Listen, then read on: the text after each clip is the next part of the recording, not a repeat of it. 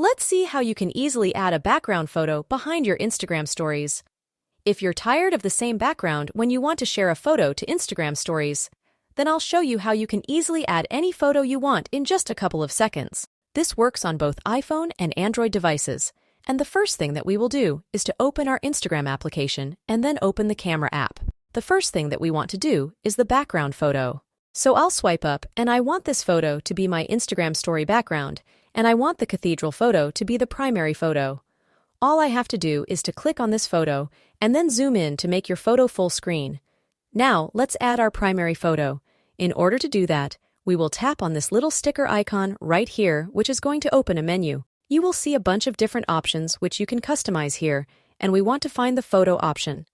That's going to open our photo gallery, where we want to find the photo which we want to add as a story. As you can see, I have my primary photo, which is this cathedral, and I have my background photo. You can tap on the primary photo if you want to change its shape to a circle, a star, a heart, and so on.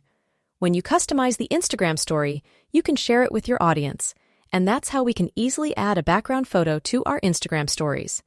If you have any questions or suggestions, leave them in the comments down below, and I will see you in the next video.